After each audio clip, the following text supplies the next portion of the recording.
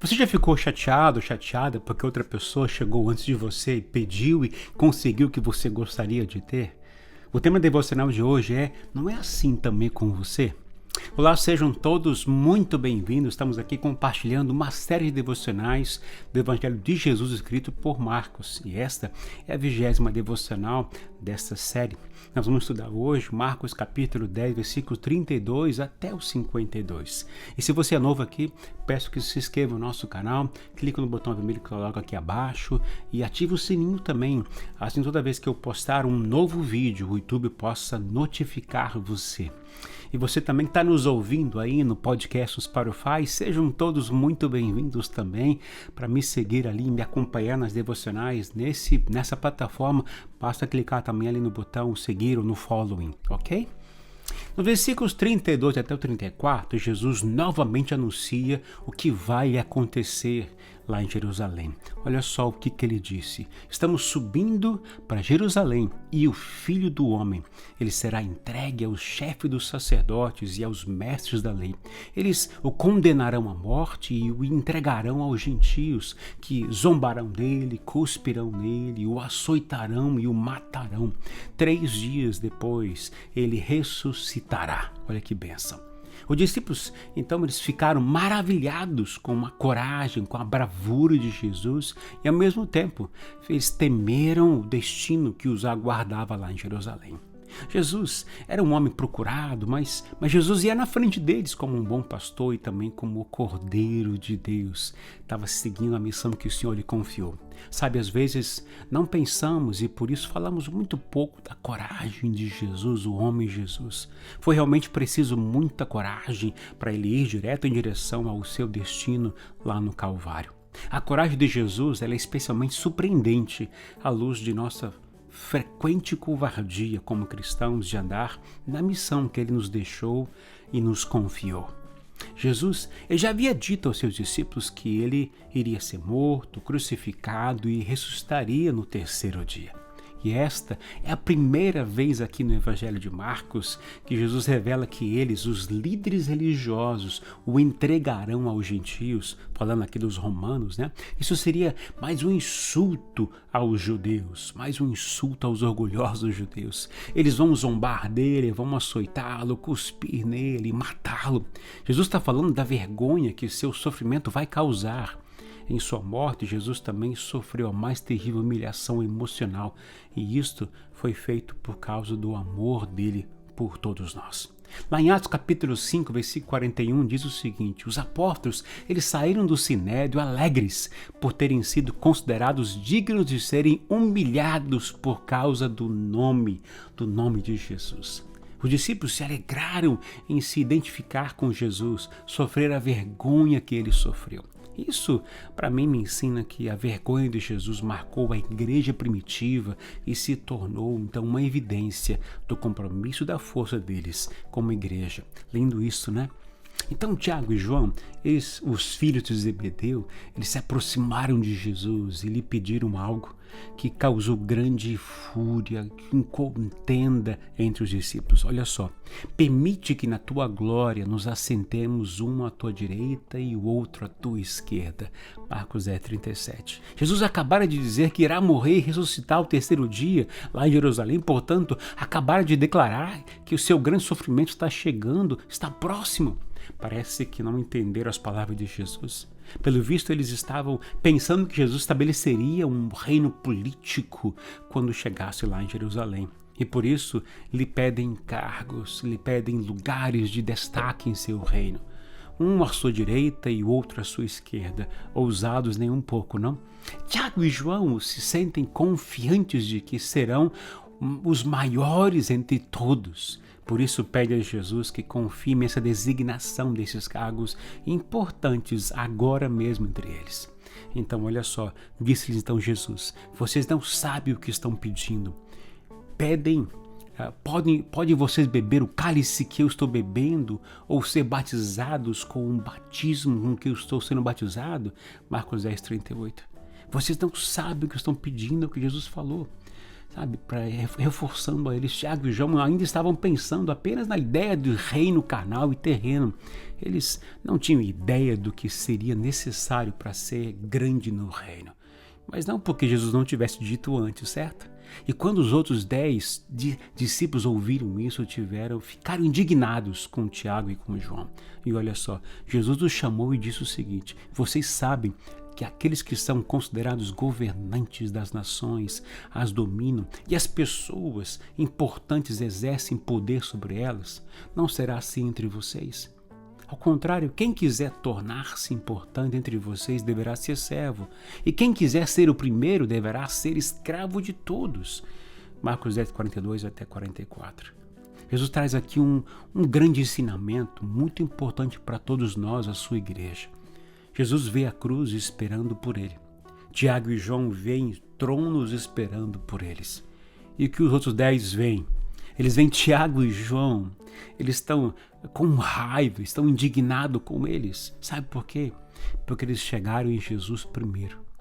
Obviamente eles queriam as mesmas coisas que Tiago e João e estavam então com raiva apenas porque eles chegaram antes deles. Eu diria que essa é muitas vezes a explicação para nossas raivas, não é? Muitas vezes ficamos chateados, irados, porque alguém pensou nisso ou pensou naquilo antes de nós. Mas observe como Jesus deixa de lado todo esse negócio de politicagem, manobras, interesses, pedidos de privilégios especiais. Sabe aquele pensamento, não me chamou para fazer parte do grupo e nem me colocou em destaque? Isso causou indignação e inquietação neles. Esta é uma linguagem do mundo, queridos, é assim que o mundo funciona. Mas não é assim que o reino de Deus funciona. No reino de Deus, na igreja de Jesus, não deve haver luta por posição, honra e poder. O apóstolo Paulo ensina em 1 Coríntios capítulo 12 que todos os crentes em Jesus fazem parte do corpo de Cristo. Portanto, todos são importantes, possuem uma função no corpo de Cristo. Não precisam competir com ninguém, nem denegrir e atrapalhar o trabalho de ninguém, nem de outra pessoa. Agora, imagina Jesus dizendo a eles assim: ei, vocês olharam para os gentios? Você percebeu que quando eles exercem autoridade é sempre sobre outra pessoa? Eles medem seu poder ou por quantos estão abaixo deles. Viram isso? Essa é a maneira da autoridade deles. É assim que as pessoas do mundo fazem e julgam o seu sucesso. Mesmo que produza todo tipo de rivalidade, conspiração, competição, malandragem, politicagem, conivência, manipulação e toda a tentativa de minar as pessoas.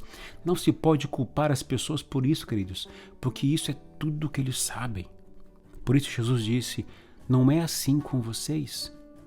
Não é assim com vocês. No reino de Deus, queridos, na igreja de Jesus, não deve ser estabelecida uma hierarquia de poder, pois não há uma cadeia de comando na igreja de Jesus Cristo. Jesus já havia dito a seus discípulos que vocês não devem ser chamados mestres, um só é o mestre de vocês e todos vocês são irmãos.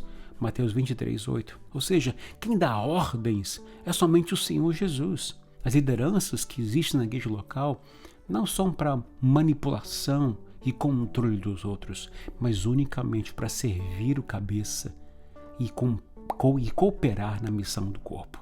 Portanto, ninguém tem o direito ou o poder de dominar os outros ou dizer aos outros o que devem ou não devem fazer. Isso é linguagem do mundo, isto é consequência do pecado na vida do ser humano.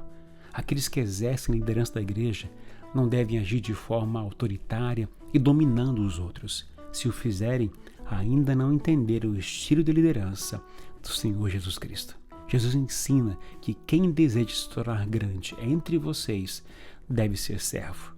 Na comunidade do reino de Deus, dinheiro, popularidade não são os pré-requisitos para a liderança da igreja. O único pré-requisito é ser servo humilde, seguindo o exemplo do Senhor Jesus.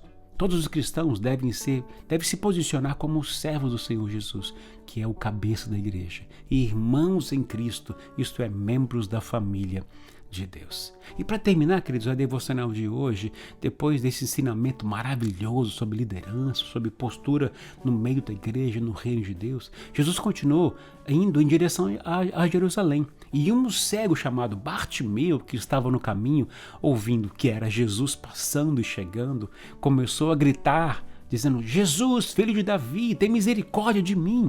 Está lá em Marcos 10:47. Jesus parou e ordenou que ele fosse trazido até ele.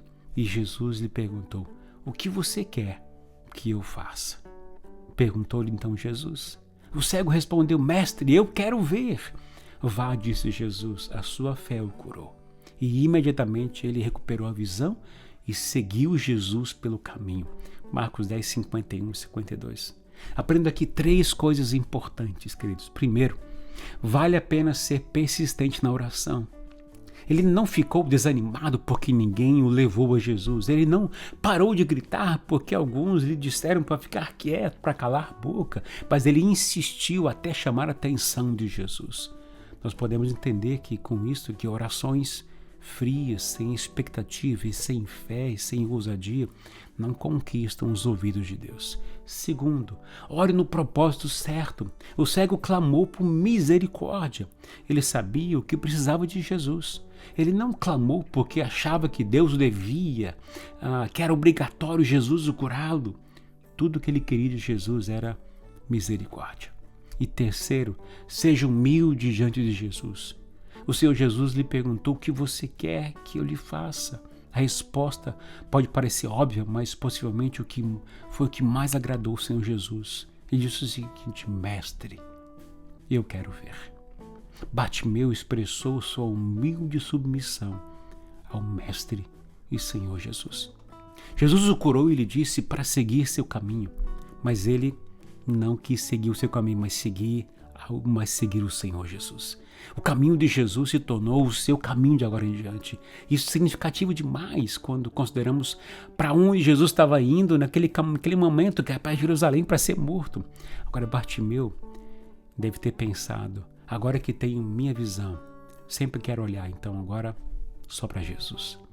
Que os ensinamentos de Jesus, seus princípios de liderança e a atitude de Bartimeu sirvam de exemplo para todos nós, discípulos do Senhor Jesus e sua igreja.